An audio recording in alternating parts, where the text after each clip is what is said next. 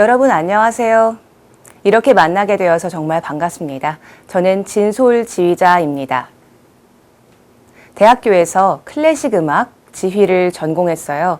그리고 독일로 유학을 가서 조금 더 공부를 했고 한국으로 돌아와서 클래식 지휘자로 활동을 하고 있습니다. 그래서 대구국제방송교향악단 등 여러 단체들을 지휘하기도 하고 제가 하고 싶은 공연을 직접 기획해서 무대에 올리기도 해왔답니다. 그리고 서울시 교육청에서 서울학생필하모닉 오케스트라 친구들을 지도하고 있고요. 한국예술종합학교라는 대학교의 부설기관인 한국예술영재교육원에서도 오케스트라를 지도하고 있습니다. 또 클래식 음악 말고도 플래직이라는 회사를 만들어서 여러분이 아마도 친숙하게 여길 만한 게임 속 음악들을 클래식 악기로 이루어진 그런 오케스트라 직접 연주하고 무대를 만드는 일도 회사 대표를 맡아서 하고 있답니다. 오늘 여러분을 찾아온 이유는 함께 어떤 여행을 떠나보기 위해서예요. 여러분은 오케스트라가 무엇인지 알고 있나요? 들어는 봤지만 자세히는 모르는 친구들도 있을 거고 학교나 동네에서 오케스트라 활동을 하면서 이 단어가 익숙하게 느껴지는 친구들도 분명 있을 거예요. 오늘은 저와 함께 오케스트라의 과거부터 현재까지 쭉 훑어보면서 여행을 떠나보려고 합니다. 잘 몰랐던 친구들은 새로운 것들을 알게 되는 그런 여행이 될 거고요. 이미 조금 알고 있는 친구들은 더 많은 것들을 접하게 될 테니 모두들 집중해서 즐겁게 들어주세요. 우선 오케스트라라는 단어는 사전을 찾아보면 관악기, 타악기, 현악기가 함께 모여 연주하는 형태라고 쓰여 있어요. 이것이 바로 지금 이야기하는 오케스트라를 의미하는 설명이죠. 여러분들도 TV나 유튜브 같은 영상 매체에서 오케스트라가 연주하는 모습을 본 적이 있을 거예요.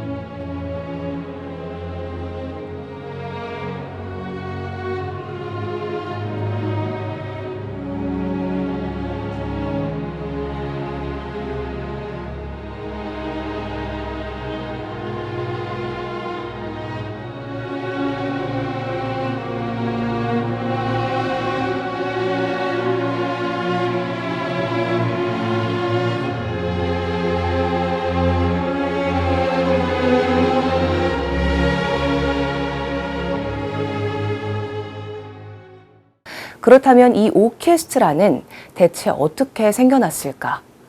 오케스트라의 기원에 대해서 먼저 알아보도록 합시다. 오케스트라라는 말은 고대에 처음 생겨났어요. 그러니까 지금으로부터 2000년에서 2500년 전 정도? 아주 먼 옛날이죠. 오케스트라라는 단어는 고대 그리스 시대에 오르키오마이, 춤추다라는 뜻의 단어에서 온 것인데요. 당시에는 야외 극장 같은 곳에서 합창단이 노래하고 춤추던 장소를 뜻하는 말이었다고 합니다. 요즘처럼 연주 단체를 부르는 말이 아니라 장소를 뜻하는 말이었다는 게 좀 신기하죠? 공연장에 익숙하게 가본 친구들은 좀 알겠지만 무대 앞쪽에는 오케스트라 피트라는 곳이 있어요. 오페라나 발레 공연을 할 때 오케스트라가 무대 위에 있으면 배우들을 다 가리기 때문에 무대와 객석 사이 아래쪽으로 좀 꺼져 있는 공간을 만들어서 오케스트라가 연주할 수 있도록 해둔 곳인데요.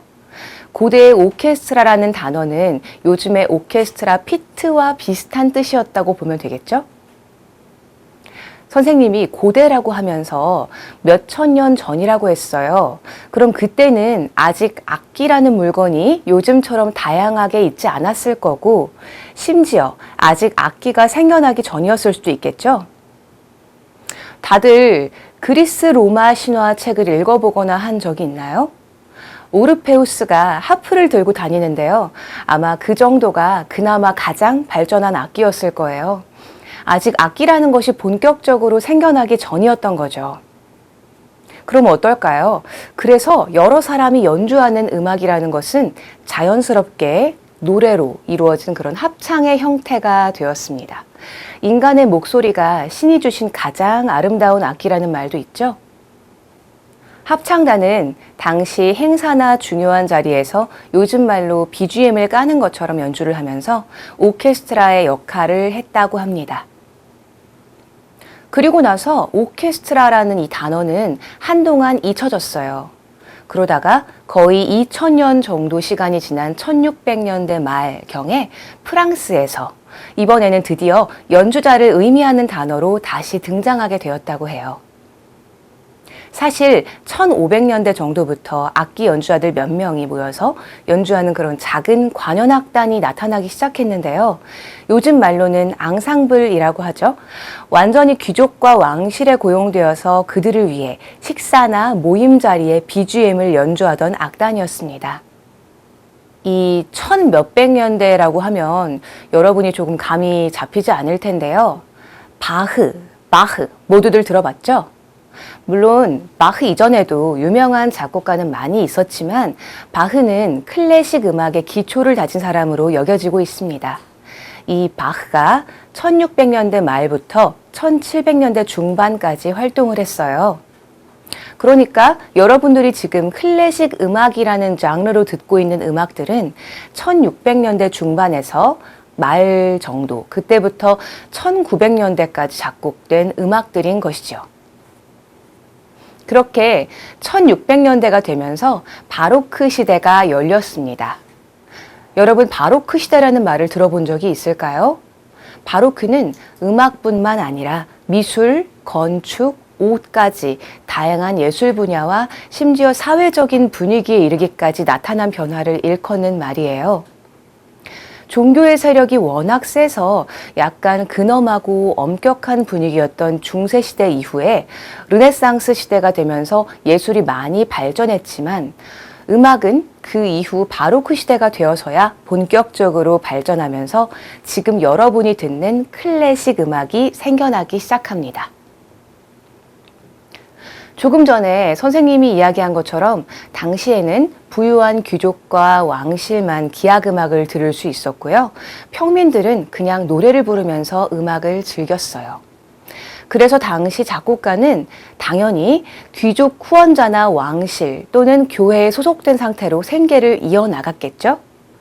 그렇게 이탈리아에서 가장 부자였던 귀족이라든지 프랑스의 태양왕이라고 불렸던 루이 14세와 그 아버지 루이 13세라든지 그렇게 당시에 유럽에서 가장 권력이 컸던 귀족과 왕족들을 중심으로 유명한 작곡가들이 나타나기 시작했어요. 하지만 그때는 아직 요즘처럼 오케스트라의 어떤 악기가 몇 대씩 사용되는지에 대해서 표준화된 구성이 나타나기 전이었기 때문에 그 귀족과 왕족의 취향에 따라 특이한 악기 구성의 연주단체들이 많았답니다. 바이올린만 24명이 모인 악단이라든지 금관악기만 쭉 있는 그런 악단이라든지 하는 그런 식으로 말이죠. 그렇게 연주자들끼리 옷을 맞춰 입고 또 서로 동작을 맞추고 그러면서 음악적인 방향성을 맞추고 하는 과정들이 나타났고요. 그러면서 1700년대 후반, 그러니까 바로크 시대의 마지막 정도가 되어서야 요즘처럼 3, 40명이 넘는 그런 오케스트라와 교향곡, 협주곡, 이런 음악의 형식들이 요즘처럼 자리를 잡았답니다. 음악의 역사가 수천 년인 것에 비해 요즘 생각하는 클래식, 사실 클래식도 옛날 음악이죠. 그런데 그 클래식 음악이 나타난 것이 채 300년도 되지 않았다니까 과학도 그렇지만 생각보다는 발전 속도가 엄청 빠른 것 같아요. 자, 그러면 바로크 시기가 끝날 때쯤 1700년대 후반으로 한번 가볼까요? 그때쯤에 현재의 오케스트라와 같은 모양새가 완전히 자리 잡았다고 했죠. 이제 드디어 귀족이나 왕족, 그리고 교회에 소속되어서 행사에 필요한 음악이나 저녁 시간의 BGM, 또는 종교 음악을 작곡하는 환경에서 벗어나서 독립적으로 요즘의 프리랜서처럼 활동하며 돈을 버는 작곡가가 나타나기 시작합니다. 또 이 시기에 한 번도 들어보지 못한 사람이 거의 없을 것 같은 그런 모차르트와 베토벤이 태어나서 활동을 했어요. 1700년대 후반에 활동한 모차르트의 음악을 들어보면 프리랜서로 활동한 작곡가들의 작품 변화를 확인할 수 있어요. 초기에 궁정에 소속되어서 황제를 위한 음악을 작곡할 때에는 저녁 시간에 밥을 먹으며 BGM으로 즐길 수 있는 가벼운 음악들을 많이 작곡했거든요. 여러분도 생각을 해보면 운명교향곡 다들 아나요? 따다다단 따다다단 이거 들어봤죠? 이런 음악들 밥 먹을 때 들으면 어떨까요? 다들 체하겠죠? 그래서 모차르트 초기의 음악을 보면 가볍고 밝고 조금은 덜 진지하고 음악적으로 고민하게 하거나 놀라게 하지 않는 작품들이 좀 대부분이었어요. 그런데 궁정으로부터 독립하고 나서 드디어 자신의 음악 세계를 펼칠 수 있게 되면서부터 요즘 우리가 사랑하는 그런 멋진 교향곡이나 오페라와 같은 좀 다채로운 그런 작품들이 쏟아져 나오게 된 거죠. 그렇게 점점 작곡가들마다 머릿속에 있는 음악을 잘 표현하려다 보니 오케스트라가 더 화려하고 웅장한 소리를 내기 원했고요. 1800년쯤 되어서는 요즘처럼 40명 이상의 연주자를 필요로 하는 그런 곡들이 많이 나왔어요. 그 유명한 베토벤이 오케스트라에 남긴 업적이 또 하나 있는데요. 여러분 요즘은 잘 보기 어렵지만 예전에 아저씨들이 나팔분을 신용을 할 때 어떻게 했는지 기억나나요? 주먹 2개를 쥐고 이렇게 뿜빠 뿜빠 하면서 움직이는 그런 모습을 본 적이 있었을 것 같은데요. 이게 바로 트롬본을 흉내낸 것이랍니다. 나팔은 사실 그렇게 불지 않고 트롬본을 그렇게 불거든요. 트롬본이라는 악기는 특이하게 슬라이드라는 관을 오른손으로 잡고 앞뒤로 움직이면서 음을 조절하는데요. 주먹 2개를 가지고 그 모습을 이렇게 표현했던 것이죠.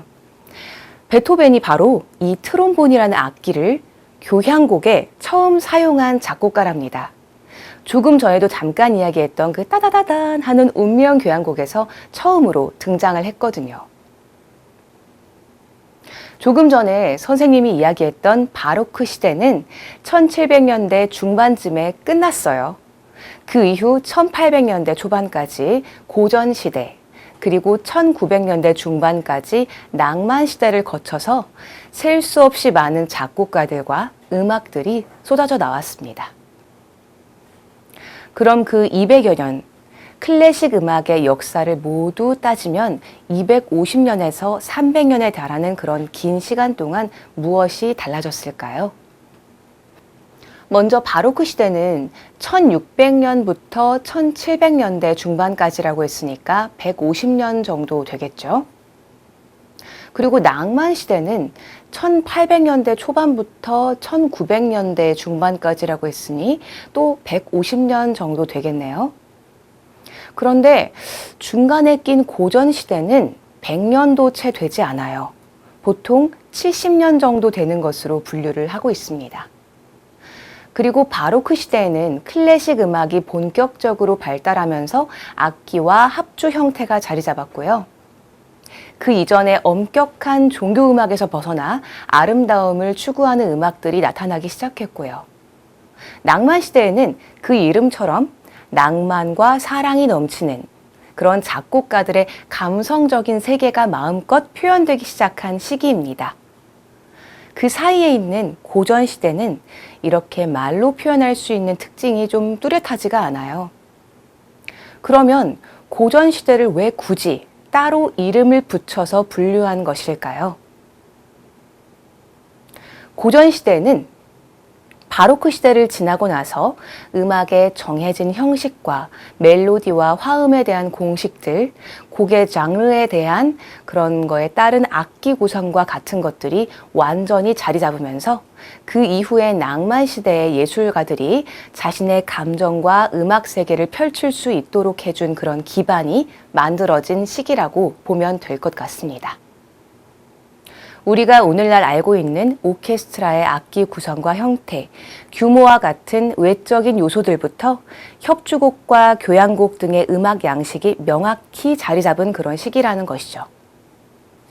그렇게 1800년대 중반 이후에 낭만 시대가 되면 유럽의 산업혁명이라는 것이 일어나요.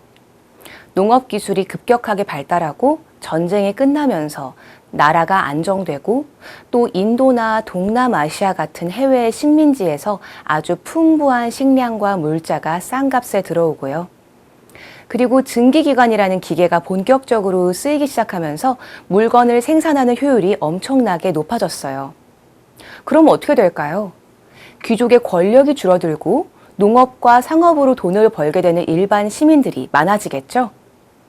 귀족이 부를 독차지하던 시기를 지나 모두가 잘 살게 되니까 대중들도 예술에 관심을 가지고 돈을 쓰기 시작하게 된 거예요. 그러다 보니 대중들의 취향에 맞는 예술이 발달하게 됐겠죠? 요즘은 귀족이라는 것이 없지만요. 우리가 지금 클래식에 대해 이야기하고 있지만 가요 같은 대중음악은 사랑이나 인생의 감정을 직접적으로 노래하고 있잖아요. 그것처럼 당시에도 대중들은 틀에 맞춰진 고전적인 음악보다는 조금 더 감정에 와닿는 그런 음악을 원했던 거예요.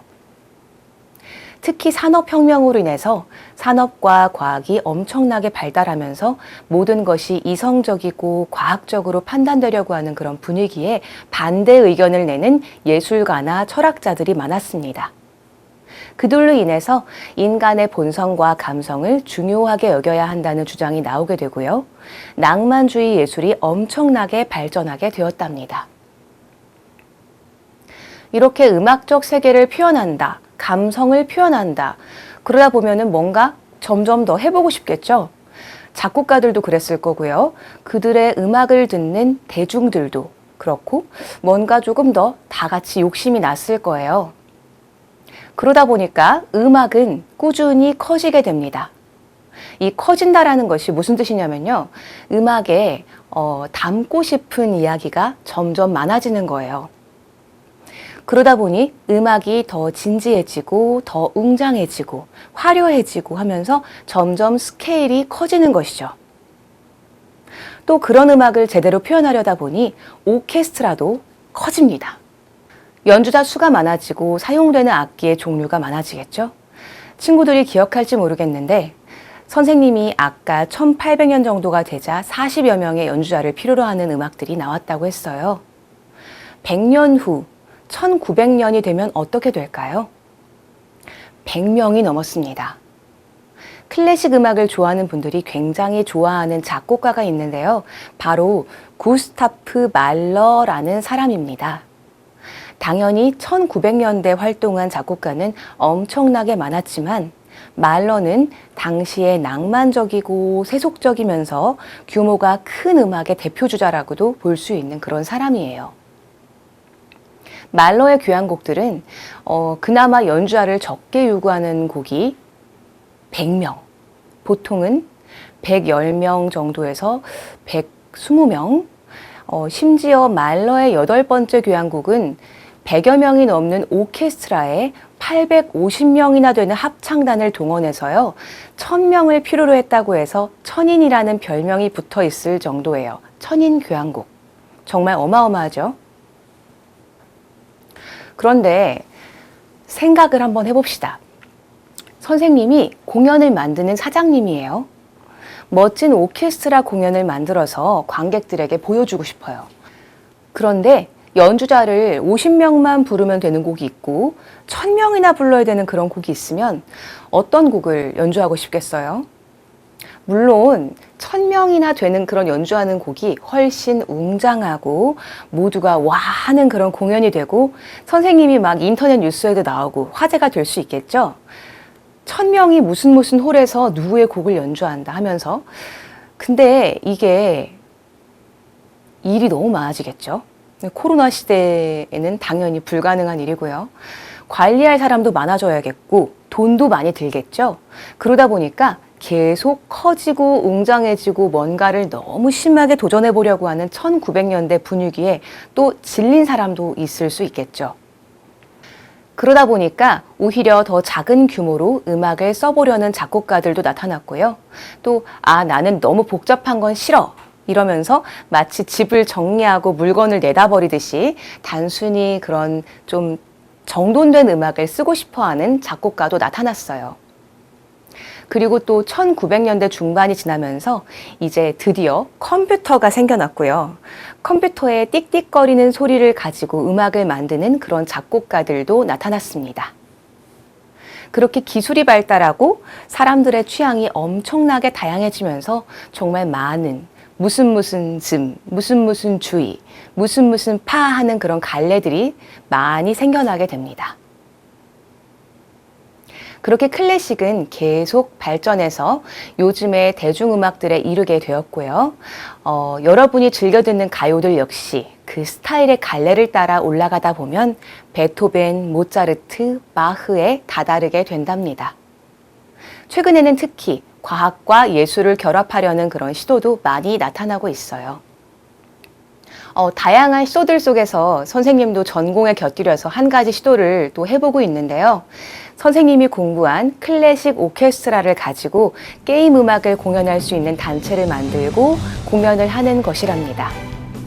불과 몇십 년 전부터 생겨난 게임 음악은 아주 빠른 속도로 발전해서 30여 년 전에는 띠띠거리기만 하던 그런 것들이 지금은 거의 영화 음악만큼 멋지게 발달을 했어요. 그렇기 때문에 최근에는 게임 음악들을 컴퓨터로 만드는 것이 아니라 실제 오케스트라가 녹음을 해서 게임에 집어넣기도 하고요. 선생님도 이런 공연들을 만들어서 여러분 같은 친구들이나 아니면 클래식 음악을 접해보고 싶지만 아직은 좀 낯설고 어려워하는 분들, 그리고 당연히 게임을 좋아하는 사람들, 이런 모두를 초대할 수 있는 새로운 공연을 만드는 거죠. 잠깐 제 얘기를 하다 보니까 샛길로 빠졌는데 마지막으로 미래의 클래식 음악은 어떤 길을 가게 될까요? 클래식 음악을 연주하면서 컴퓨터가 특정한 소리를 듣고 어떤 신기한 모양을 그리도록 한 영상을 가지고 미디어 아트라는 장르를 만들기도 하고요. 여러분 요즘 음반을 사본 적이 있나요? 음반을 들을 때 당연히 돈을 내고 들어야 되는 게 맞지만 요즘은 돈을 내더라도 거의 파일을 다운받아서 듣죠. 선생님이 어릴 때는 음악은 CD나 테이프를 사서 들었어요. 그래서 집에다가 나만의 음악 컬렉션을 진열해 놓기도 했답니다. 요즘은 메타버스라는 가상세계에 내가 온라인으로 구입한 음원들을 마치 CD를 거실에 진열해 놓든지 그런 잘 놓아두고 친구들과 함께 들으면서 공유한다든지 뭐 그런 새로운 형태의 음악 감상법도 많이 등장하고 있어요. 여러분이 선생님 나이가 될 때쯤에는 또 어떤 형태의 음악이 나타날지 정말 기대가 되네요. 이렇게 음악은 인류의 역사와 함께 계속 발전해 왔고요. 최근 몇백 년 사이에 요즘 듣는 거의 모든 음악들이 쏟아져 나왔다고 보면 될 것 같습니다. 클래식 음악이라는 것은 오늘 이야기한 것처럼 지금으로부터 50년 정도 전에 나온 음악까지를 말하는데요. 또 그 방식 그대로 지금 이 순간에도 클래식 음악 작곡을 꾸준히 하고 있는 작곡가들도 있습니다. 또 어떤 사람들은 존 윌리엄스, 다들 아시죠? 그런 분들이나 한스 짐머 같은 아주 유명한 영화 음악 작곡가들을 보고 요즘에 영화라는 영상 매체에 필요한 음악을 너무나도 완벽하게 작곡하는 그분들은 마치 오페라를 작곡하던 베토벤의 뒤를 잇는 훌륭한 클래식 작곡가들이다 라고 말하는 사람들도 있어요. 과연 10년 뒤, 50년 뒤, 그리고 100년 뒤 우리의 후손들에게 클래식이라고 불리워지는 음악은 무엇일까요? 네, 지금 이제 Q&A 시간인데 질문이 있으시면은 받아보겠습니다. 저는 사실 원래 클래식 음악을 하는 환경이기는 했는데요. 부모님께서 음악을 하셨고 그렇긴 했지만 제가 어렸을 때는 여성이 지휘자인 케이스가 없었어요. 그러다 보니까 여성이 지휘자를 감히 꿈꾸기에는 조금 힘든 시기였고 단순하게 지휘를 공부해보고 싶다라는 마음에서 지휘를 시작하게 됐는데 그렇게 된 계기는 지휘자가 리허설하는 앞모습을 보게 되었는데 그 앞모습이 굉장히 멋있더라고요. 단순하게 그 손을 흔들기만 하는 그런 모습이 아니라 단원들을 오케스트라나 합창단 그런 단원들을 이끌고 케어하면서 사실 마음속으로는 그 사람들을 걱정하고 염려하고 다독이면서 지시로 그것들을 보여주는 직업이었던 거예요.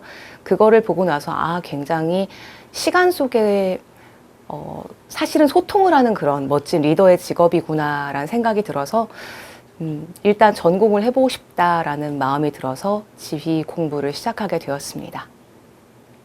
많은 클래식 음악과 마찬가지로 일단 기본적으로 클래식 음악의 베이스를 좀 쌓으면 좋겠죠. 예를 들어서 뭐 피아노라든지 바이올린이라든지 뭐 플루트라든지 어떤 접하기 쉬운 클래식 악기를 우선 공부를 해두는 게 굉장히 도움이 되고요. 기본적으로 피아노는 어느 정도 칠 수 있으면 좋습니다. 피아노를 치는 분들이 아무래도 지휘자로 많이 성장을 하거든요. 그리고 그 외에는 음악 이론이나 음대 진학을 위한 다양한 항목들이 필요하겠죠. 그리고 또 솔직히 말씀드리면 지휘자는 리더잖아요. 그 수많은 예술 장인들 앞에 서야 되는 리더이기 때문에 어릴수록 불리합니다. 사실 저도 굉장히 불리한 입장인데요, 항상. 어릴수록 불리하다는 거는 그만큼 경력과 어느 정도의 그런 사회적 위치가 되어야만 되는 그런 관습이 있었어요. 요새는 젊은 지휘자들도 많지만 그럼에도 불구하고 어느 정도 리더로서 모셔져야 되는 그런 게 있기 때문에 굉장히 가벼운 마음가짐이라기보다는 내가 항상 친구들을 배려하고 리더 역할을 할 수 있고 리더에 관심이 있으며 또 클래식 음악을 깊게 공부할 자신이 있는 친구들이 지원을 하고 공부를 해보면 어떨까 이런 생각이 듭니다. 여러분, 오늘 오케스트라 여행을 함께 떠나봤는데 어땠나요? 숫자도 많고 클래식 음악이다 보니 좀 지루했을 수도 있지만 여러분이 꼭 알아두면 좋을 그런 내용들이었어요. 잘 참고 들어줘서 고맙고요. 다음에 또 만납시다. 지금까지 지휘자 진솔이었습니다.